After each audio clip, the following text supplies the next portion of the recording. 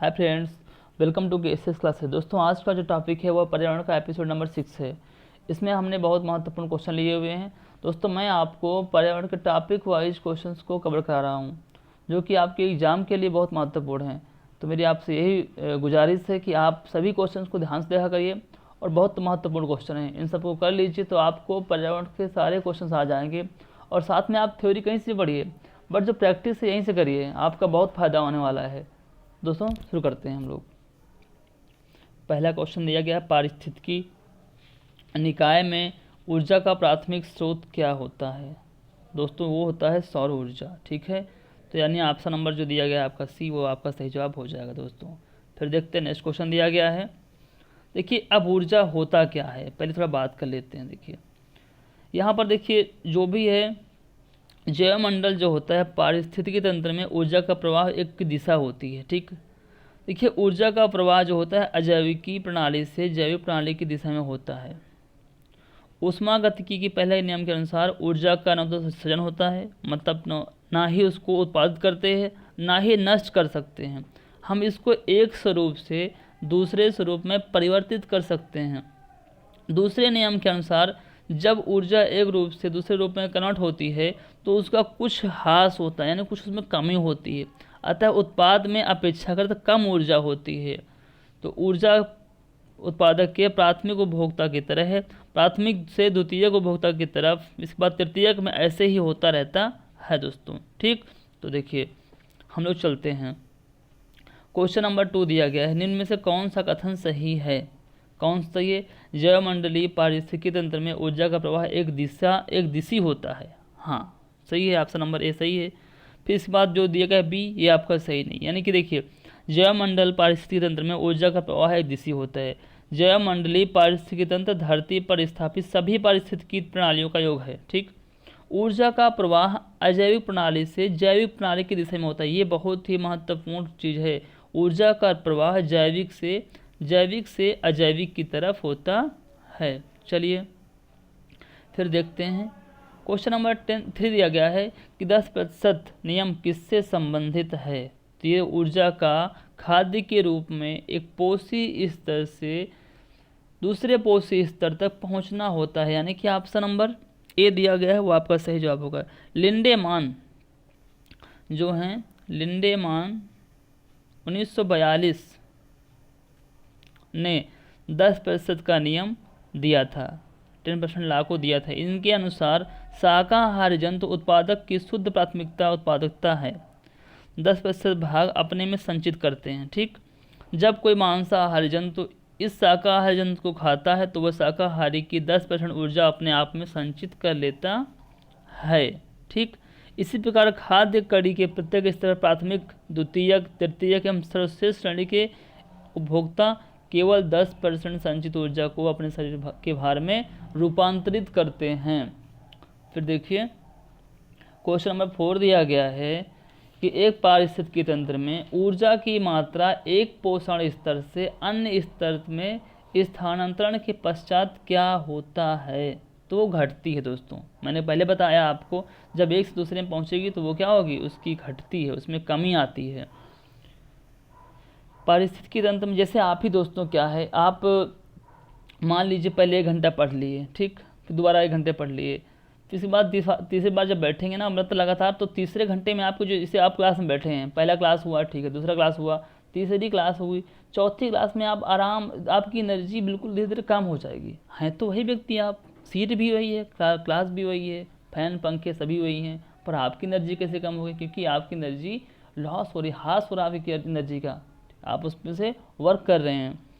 पारिस्थितिकी तंत्र में उच्चतम पोषण स्तर प्राप्त है, किसको प्राप्त है, तो दोस्तों वो सर्वाहारी यानी ओमनीवरस को। ऑप्शन नंबर जो सी दिया गया है वो आपका सही जवाब हो जाएगा, ओमनीवरस को। ठीक है, पारिस्थितिकी तंत्र की आहार श्रृंखला में 3 से 4 पोषण स्तर होते हैं।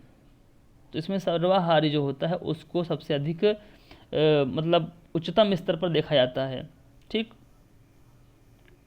जीव भार का पिरामिड किस पारिस्थितिकी तंत्र में उलट जाता है, तो वो है आपका तालाब।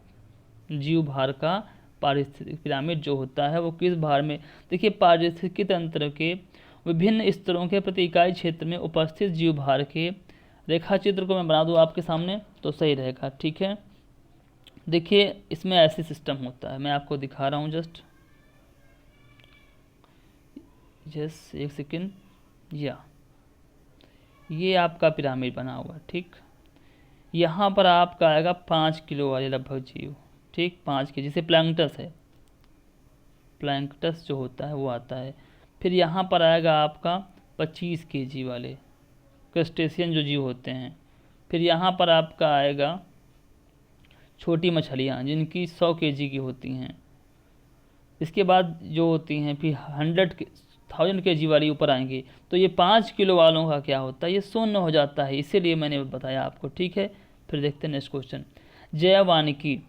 जैवानिकी के संबंध में निम्न कथनों में से कौन सही है, इसमें से कौन सा सही होगा।